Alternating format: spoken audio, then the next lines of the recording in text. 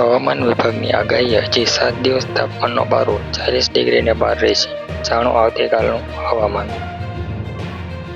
હવામાન વિભાગ અનુસાર આવતીકાલે 21 મે 2026 સહિત આગામી 7 દિવસ દરમિયાન રાજ્યના મહત્તમ તાપમાનમાં કોઈ મોટો ફેરફાર થવાની શક્યતા હાલ જણાતી નથી.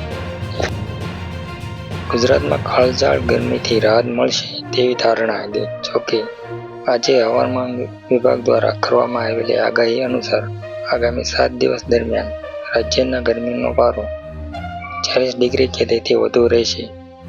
બીજી તરફ દક્ષિણ પશ્ચિમ ચોમાસું આગળ વધી રહ્યું છે અને આ આગામી 5 થી 6 દિવસમાં તે કેરળ પહોંચે તેવી પ્રબળ શક્યતા છે.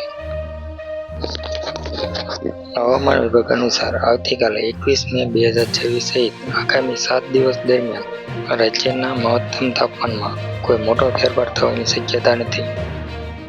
જેના પગલે 3-4 દિવસથી જે પ્રકારની ગરમી અને ઉકળાટ અનુભવાઈ રહ્યો છે તેવો જ ઉકળાટ અને ગરમી હજી 7 દિવસ રહેવાનું અનુમાન છે. આ 7 દિવસ દરમિયાન રાજ્યમાં મહત્તમ તાપમાન 40 ડિગ્રી કે તેથી વધુ રહી શકે છે.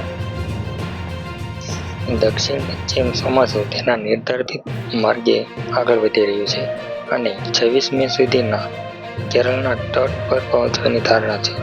જોકે આ આગાહી 4 દિવસનો તફાવત હોઈ શકે છે.